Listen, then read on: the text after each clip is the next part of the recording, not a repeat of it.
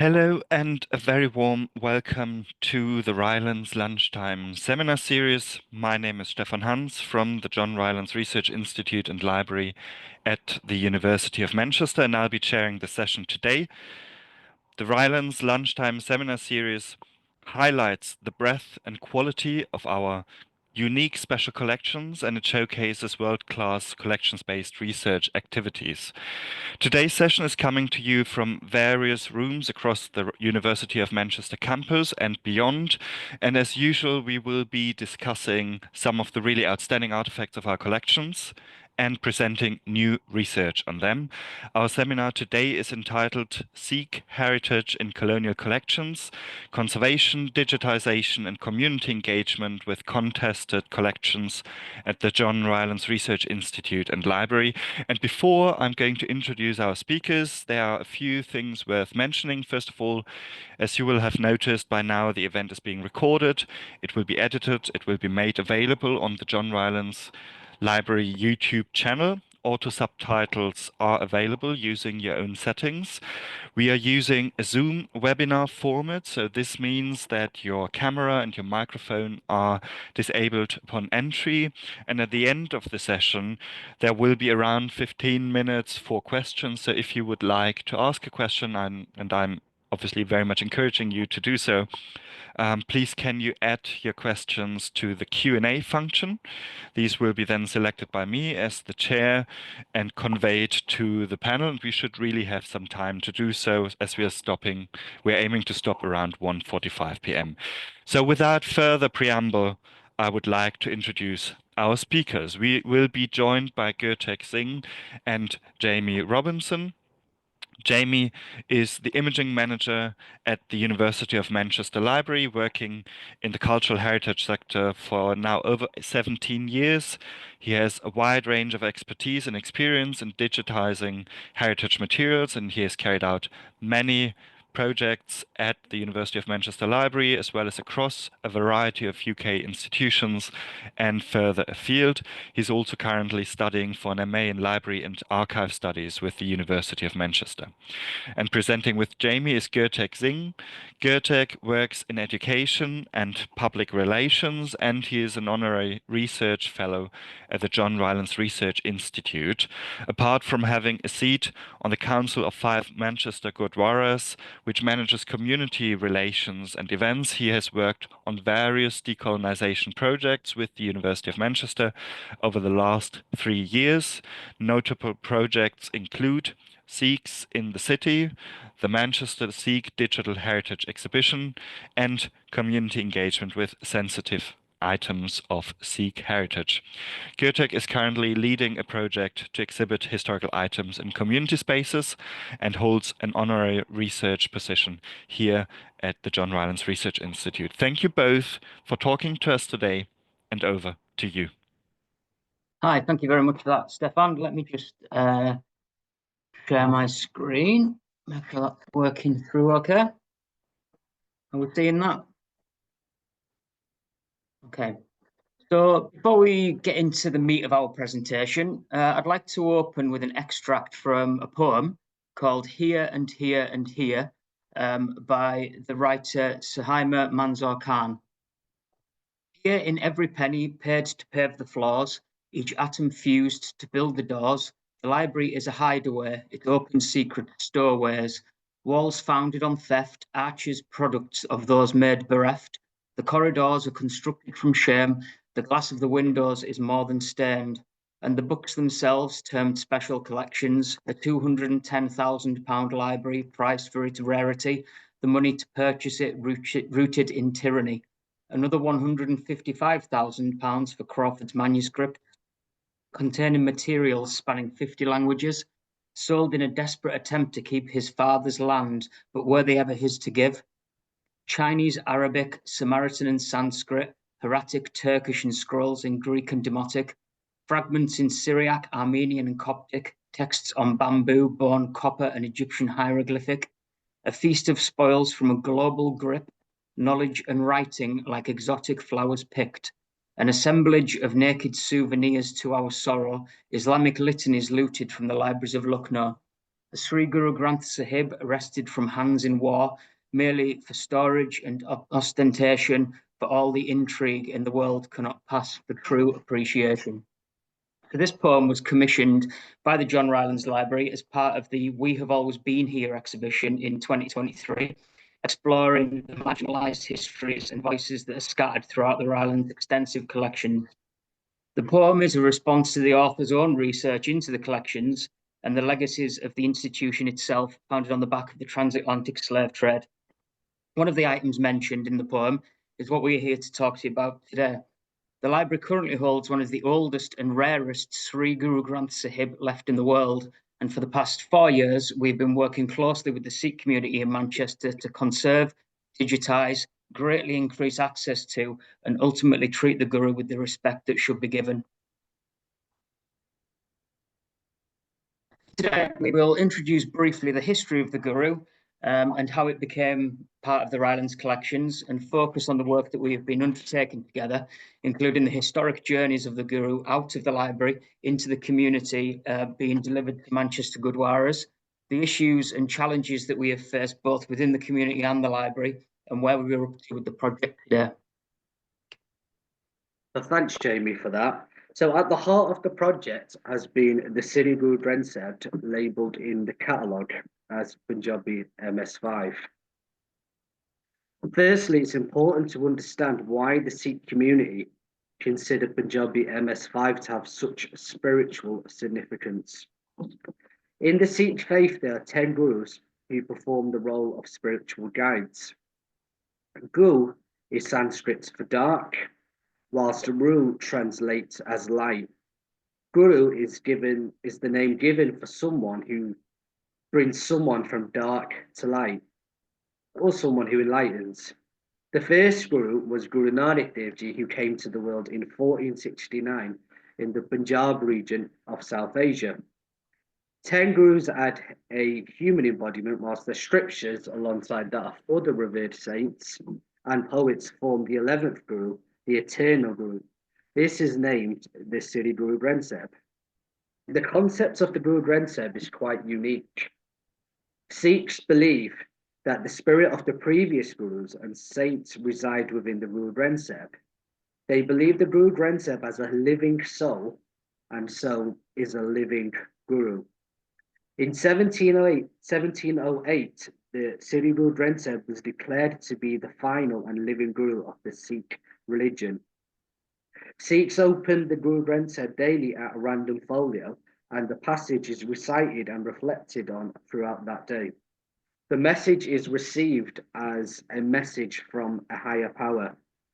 This makes the Guru Granth Sahib by far the most sacred item in the life of a Sikh. The scripture is considered to be a living Guru, and so is treated in a manner of a living person of the highest social status. The folios are not called pages, but are called limbs of the Guru. Sikhs will often physically prostrate to the Sri Guru Granth Sahib as a sign of ultimate respect. The Guru, meaning the Guru's door, the Gurdwara, I beg your pardon, meaning the Guru's door, is the natural home of the Guru, and this plays a central role to the lives of many Sikhs. As with many other collection items, we only really know of its history from the moment it became a colonial acquisition. In June 1862, the London bookseller Bernard Quaritch informed Lord Lindsay, the 25th Earl of Crawford, who was a renowned book collector with one of the largest private libraries in Victorian Britain, that Quaritch had recently acquired an exceptional copy of the Sri Guru Granth Sahib, and a letter wrote, "I have just secured a most extraordinary manuscript, a perfect copy of the sacred book of that gallant nation, the Sikhs, called the Granth. During all my experience as an Oriental bookseller, I never had had such a manuscript before." And as you can see on your screen there, there's a catalogue entry, and the manuscript, which is in itself actually a disrespectful term for the Guru, was said to have been wrested out of the hands of a Sikh priest at the Battle of Guzerat in February 1849 by an officer of the 52nd Bengal Native Infantry. Lindsay considered the manuscript to be of great curiosity and value, and paid £21 for it. In 1901, the manuscripts of the Bibliotheca Lindesiana Library were purchased by Enriqueta Rylands for £155,000, as mentioned in the poem earlier, and the Sri Guru Granth Sahib has been held at the Rylands ever since. Prior to the work over the past few years, there's been very little evidence of the Guru being consulted or studied, and as with other institutions still, requests to view were met with fear and suspicion. The doubtful provenance of the Guru, as with other items in the collections, has long been suppressed, along with the evidence of its implication in colonialism, militarism, and imperialism. So the project would not have been possible without the amazing support of the 5 Manchester Gurdwaras. Inbal Levine, John Hodgson, along with Maya Sharma at the Ahmed Iqbal Ullah Race Relations Centre. The origins of the project derived from a public lecture exploring the origins of Sikh migration to Greater Manchester. The event, titled Sikhs in the City, quickly reached the maximum capacity, which demonstrated the significant demand that there was for such community engagement work. In 2023, we began the development of a Sikh digital archive. This project was the initiative of the University of Manchester and the local Sikh community. There were contributions from the local Gurdwaras within Greater Manchester, as well as the Manchester Race Centre based at Manchester Central Library. We planned for the archive to span across different time periods of Sikh heritage in the city. We hosted a number of workshops to encompass the different themes. The purpose was threefold. The first was to create a platform where the Sikh community can access heritage in the university from their computers or mobile phones. The second purpose was to engage with the community and give them the space to contribute their thoughts and ideas to the items and the digital archive. The third purpose was to give the community an opportunity to share their invaluable subject knowledge on these historic items and help expand the overall understanding and debates surrounding these items. So the first workshop was centered around the Sikh scriptures held at the Rylands. We invited the Sikh community from across the city to look at the historic Sri Guru Granth Sahib, as well as other scriptures, including the historic Sri Dasam Granth and the Pothi Sahib. The second workshop was also hosted at the Rylands, and we explored more secular items of Sikh and Punjabi culture, including arts and literature. The third workshop was hosted by the Manchester Art Gallery, and we explored armour and weaponry from the Anglo-Sikh Wars. In the fourth workshop, we openly invited the community to bring in items they held to be rich in personal or community heritage, and we digitised them. This was done in recognition of the dwindling numbers of the early Sikh migrants and to help capture their stories. The difference with this session, however, was that it was situated at the local Gurdwara, Sri Guru Gobind Singh Gurdwara in Whalley Range. The collections and digitisation team travelled to the Gurdwara and set up their equipment in this community space. This was an unprecedented feat as it had never been done before by the university. It resembled a milestone in the project and the established relationship which now existed. Overall, the Sikh Digital Archive was deemed by both the community and the university to be an overwhelming success. It brought a new level of understanding to the items and community engagement.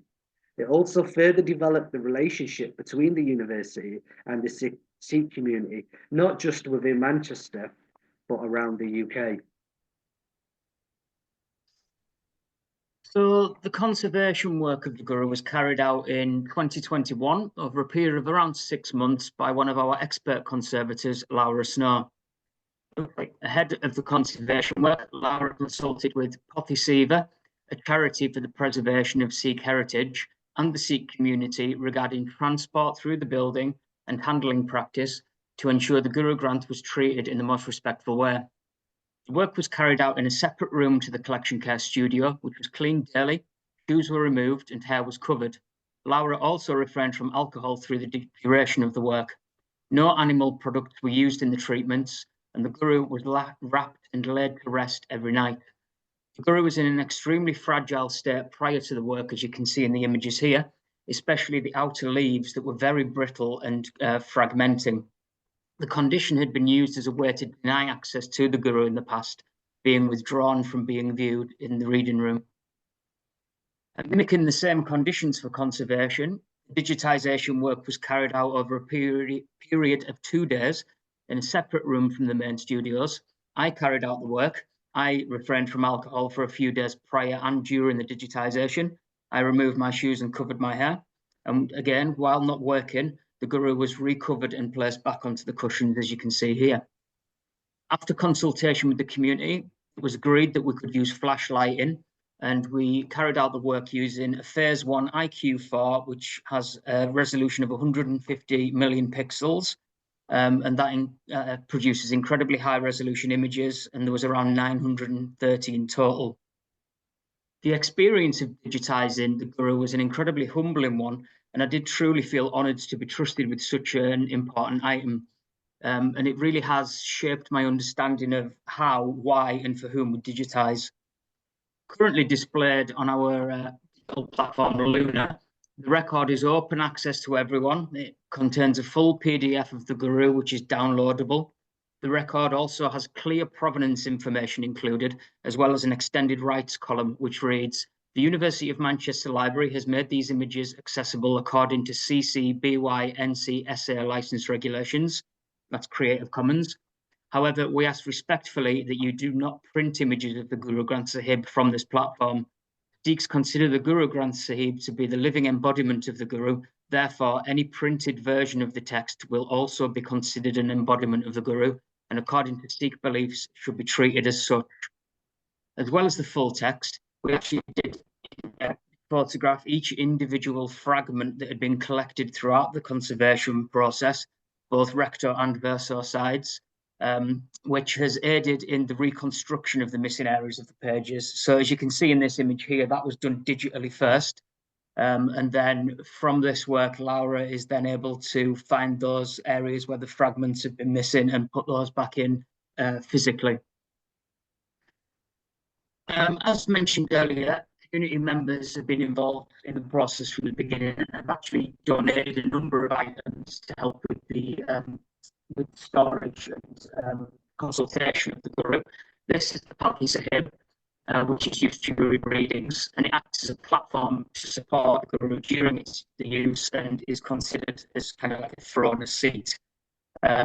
It's recently scanned, and also we carried out 3D photogrammetry. It was scanned using a Leo handheld scanner.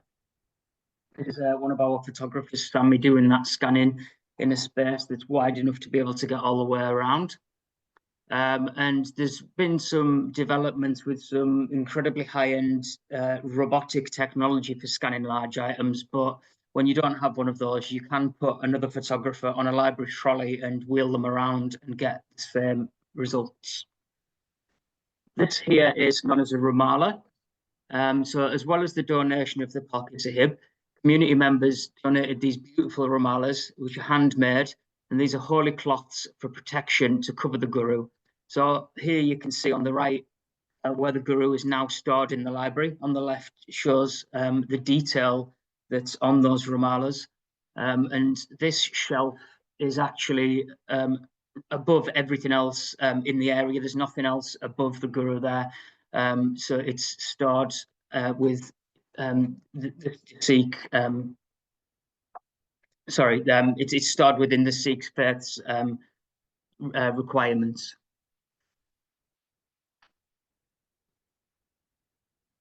So engaging with the community can bring great rewards and benefits. It can help build and develop relationships, which can increase dialogue and allow for greater cooperation. So on the screen is a map of Greater Manchester, and these are the 5 Gurdwaras, which I mentioned earlier, of who we've been working with. So I've put the census figures on the slide so you can get a general picture of Sikhs in the Greater Manchester region. So these were all within the boroughs of Greater Manchester. And as you can see, there's been a steady increase every 10 years, and we're up to just about over 7,500 Sikhs in Greater Manchester. So engaging with the community can help build and develop relationships which can increase dialogue and allow for greater cooperation. It can also help develop an understanding of items which were not previously known through knowledge exchange. This can help facilitate research across the wider field. As some of you may be aware, however, engaging with the community isn't always easy. It can bring challenges. These challenges we manage to overcome through perseverance and patience. Whilst there was a clear demand from the local community for access to the 300-year-old Guru Granth Sahib, we knew there would be challenges.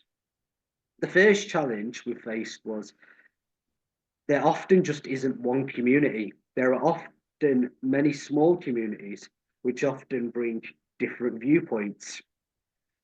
Through thorough, clear communication and extensive engagement, we managed to gather these different perspectives and found a middle ground.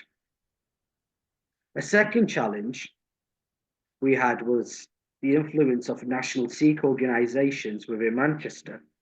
To overcome this, we brought them into the event by explaining what we were trying to achieve, the reason for it, and explained our methodology. We managed to secure the backing of several high-profile and influential Sikh organisations to endorse the event. We allowed them to put their logos on the poster and to help reassure the local and the national Sikh population. The third challenge we had was the status of the historic Guru Granth Sahib in modern Sikh society. Traditionally, Guru Granth Sahibs were all handwritten and so were all rather unique in their appearance.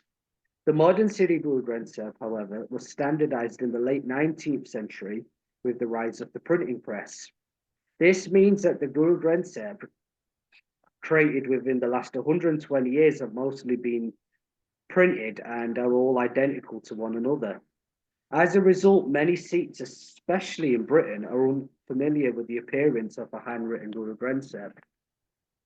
Even in India, many historic Guru Granth Sahibs have either been lost, destroyed, or are in private collections and are therefore difficult to access. A lack of interaction with these historic Guru Granth Sahibs has resulted in a lack of understanding on the topic. So the fourth and final challenge we had was how the Gurdwara should present this Guru Granth Sahib. We overcame this by engaging with the highest Sikh body, the Sri Akal Takht Sahib and Sri Darbar Sahib in Amritsar, and we sought advice of them. We even invited representatives to the Rylands when they were in Manchester for another event. We found them to be quite understanding and supportive, and they gave us advice in how we should present this Guru Granth Sahib. This dialogue essentially allowed us as organisers to have reassurance that we had the support of the local Sikh community, the national Sikh community, and the international Sikh community. There's a number of issues from the University of Manchester and Rylands side as well, of course. Time being a major factor. This isn't something that can be rushed. There's a lot of initial conversations that have to be done. Resources in a project team as well as the financial. We did have trouble when a main point of contact within the library actually leaves. So the project can be left in a state of limbo, which can erode the trust and relationships that have been built. Decisions that can be seen as being against the community interest. It's so important to keep the momentum going and keep the project on track. And don't expect to get in-depth advice from communities for free. You should pay if you can. It's important to consult and engage widely, not just with one group, as Gertex mentioned, in order to get a broad spectrum of viewpoints and experiences. One of the most important is to be prepared to be uncomfortable, to have difficult conversations and to make mistakes and ultimately learn from those mistakes. It is important to embrace the concept of co-curation. Partnering with Sikh communities has been incredibly rewarding and enlightening. We must be open-minded on the question of repatriation, but in our experience, this hasn't been an issue for local Sikh communities. There's no room for complacency or self-congratulation either. We do still have a long way to go, and we aren't even sure where the final destination will be, or even if there is such a thing. A little bit earlier, one of the outreach working with the community project that we did was a digitisation day. This was set up at the Wally Range Gurdwara to engage actually out within the community itself. Members were asked to bring along 5 items relating to their history, and the team, including myself, metadata specialists, and members of the Race Centre team, digitised the items, took detailed notes, and gave the owner the choice of how we could use the images. We categorically were not taking ownership of the images. The rights were kept firmly with the owner. This provided the project with much richer digital content. It made it more personable and directly related to the history of Sikhi in Manchester, alongside collection items held within the Rylands. We were met with caution at first, understandably, but once we had met with the community members, talked to them about what we were doing, we found that people really did want to be part of the project, and some actually returned home after meeting us to retrieve items for us to include, some of which being photographs that had just been taken down from the walls of the homes. The day itself was, in a way, a bit of a pilot, and we do have plans to visit other Gurdwaras and events around Manchester to do the same kind of project again.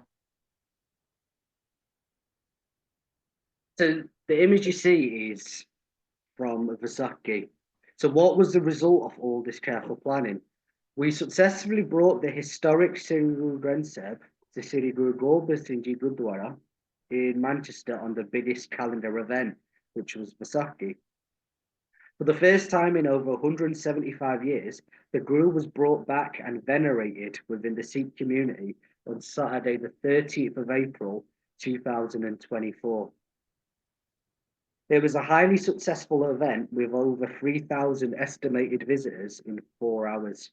Visitors came from across the UK for this event, and the event was covered nationally and internationally by ITV, BBC Radio 4, and the Sikh channel.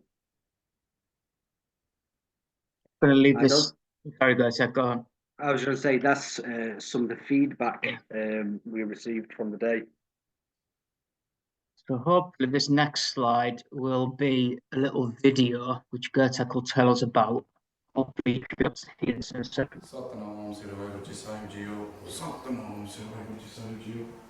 Bole so nihar, Sat Shri Akal. Satnam Vaheguru, Satnam. So we always stress. We've always stressed that a community project such as the Sikh digital exhibition needs to be a long-term project which forges and builds upon relationships. It shouldn't just be a one-off event, but something which is incorporated into the long-term planning. Working with the 5 Gurdwaras in Manchester, in the Manchester region, has always been part of this planning, and the input of each institution respected. Sri Guru Granthsahib was the first Gurdwara opened in Manchester and one of the earliest in the UK. The committee had always supported the project, including specifically the installation of the new fabric canopy and balgi seb, the wooden throne which the Guru is seated. That's the one that Jamie showed us the 3D scan of earlier. When we were approached by the Gurdwara to mark their 70th anniversary opening, we liaised with the committee to celebrate 70 years of Sikh heritage in Manchester. The planning was built on celebrating and showcasing local Sikh history and culture through the Sikh digital exhibition. The Gurdwara had requested that they wanted the honour of having the presence of the historic Sri Guru Granth Sahib for this occasion. A party of 5 individuals, the traditional number to accompany the Guru, to transport the Sri Guru Granth Sahib to the Gurdwara.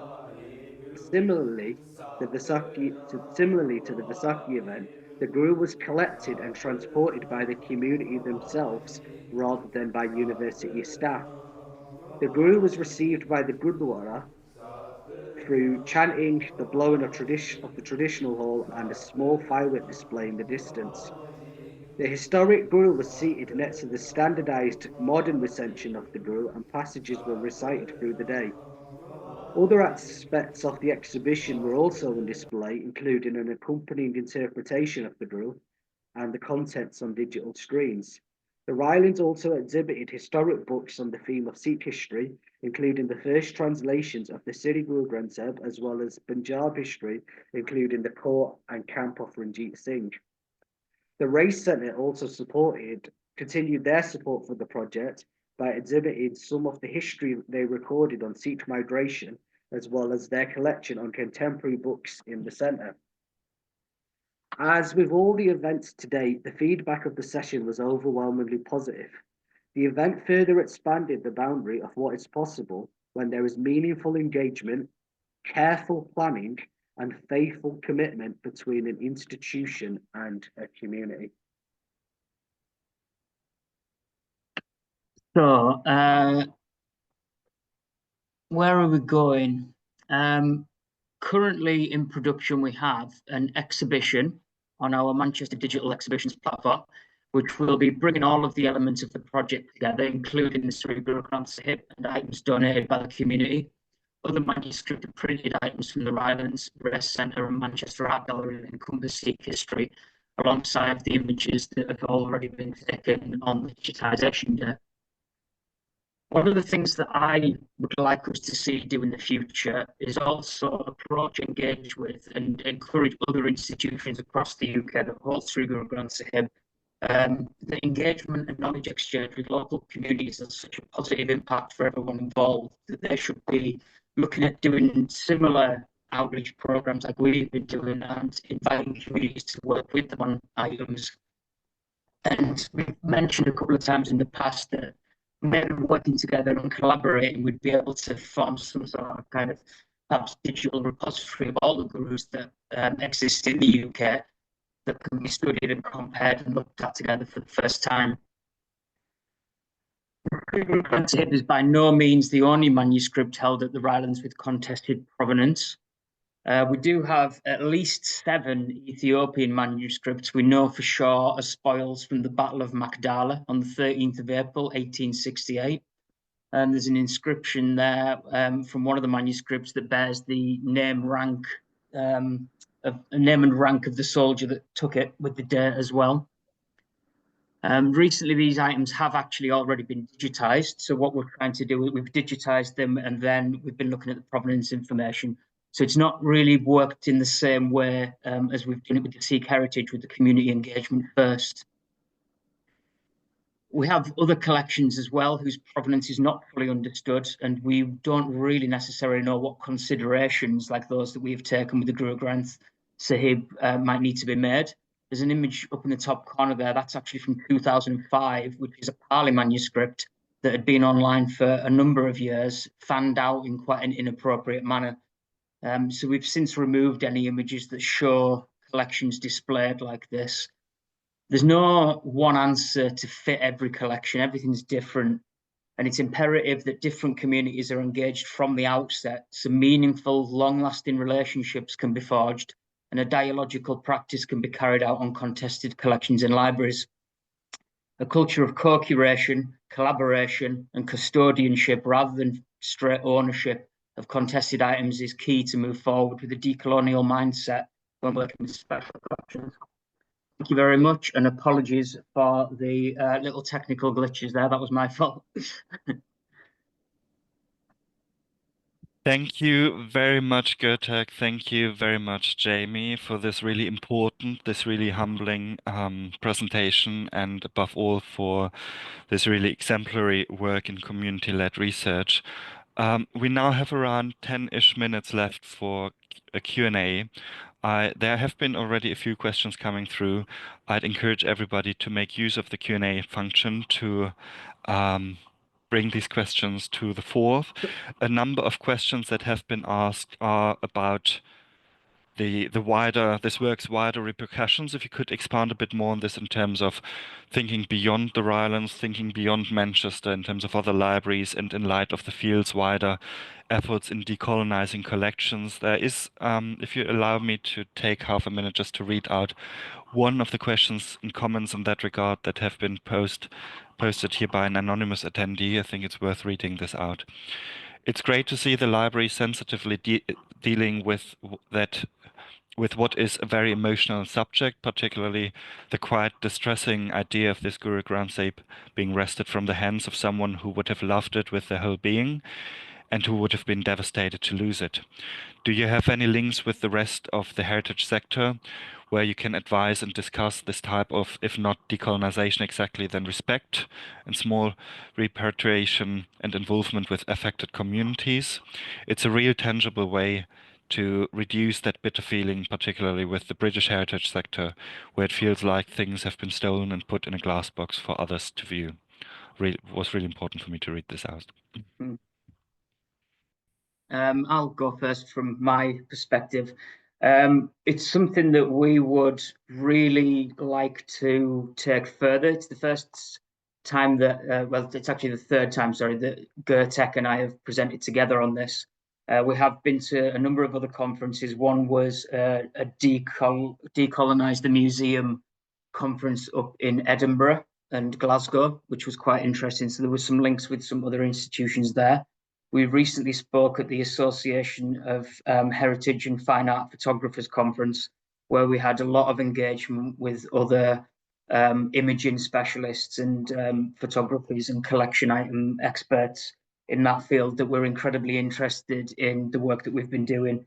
And we're hoping to be speaking with some other institutions in the near future about how we can possibly show them what we've been doing and just basically talk to them and, like you say, reduce that bitter feeling. I think one of the things that institutions still hold on to is the kind of the fear that the community are going to try and take this back, or come in and like cause trouble, I guess, was some of the things that have been said before. But the work that we've been doing just shows that is just categorically not true, and people don't need to be afraid to have these difficult conversations.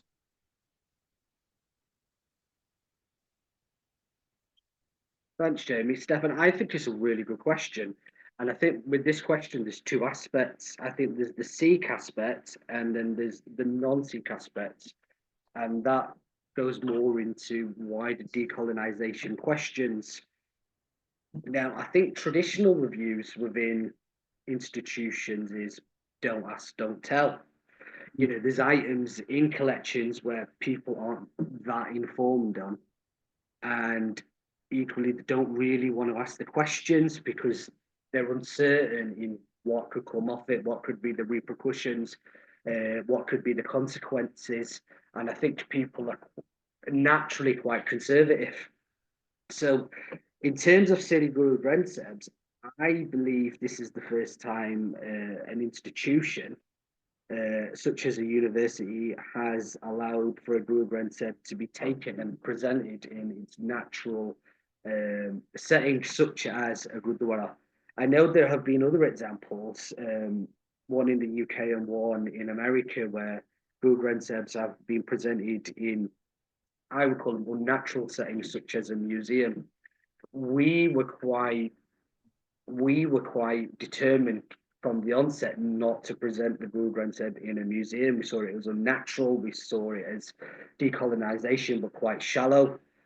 And we felt that, you know, an item with such spiritual significance should be presented in a natural environment, such as the Gurdwara. And that's a position we had originally, and that's, after all our work, that's a position we still hold to be true. And we're happy to support other institutions, not just in the UK, but further afield, with such projects. But I think there's a broader picture here with decolonization in general, and communities asking questions of institutions of what heritage there is, and has stuff been digitized? How are things conserved? How are things accessed? Are things accessible? And I think as time progresses, I think attitudes are slowly changing. But I think it's important, to keep asking the question and keep the conversations going. Thank you very much. From the questions that have been asked, I also see that there is an interest to hear a bit more about how this project came into being. Maybe the two of you could say a bit more about the starts and how exactly the project was beginning, how it started to take shape. So the project really began with a conversation between myself and Maya Sharma from the Race Centre based at Manchester Central Library, and Iqbal Levine Harding, who was appointed at the Rylands to oversee decolonisation projects. And we looked at items of spiritual and historical and cultural significance, and we identified what was important and where we could go. But within this Sikh community in Manchester, it was long rumoured from as long ago as the 80s and the 90s that there was a Guru Granth Sahib within a university building. Now, this, of course, wasn't untrue. It was the Rylands have had the Sri Guru Granth Sahib since 1901, and I think there was always that rumor which lingered amongst the Sikh community that is there a Guru Granth Sahib, and if so, can we have access? And I know traditionally the university was quite conservative. There are other people more informed on this than I am, but they were quite conservative and quite defensive about letting community members in and having access. And I think there sort of came a realization that, maybe we could do something here, and maybe we could, use the Guru Granth Sahib as a part of a wider decolonization project. And don't forget, this project isn't just about the Guru Granth Sahib. There's other things going on. It's part of a wider picture. Thank you very much. There's also been a number of feedbacks that highlight how this, and that's, I think, more of a comment, how this project showcases the need for more archivists, more curators, more photographers in training from a wide range of cultural and geographic backgrounds, and the importance to see this implemented sector-wide in the future and to think of ways of how we could enable this. And it has been highlighted that this project, in the questions that I'm receiving here, that this project shows the significance of this and can be made relevant also in that regard.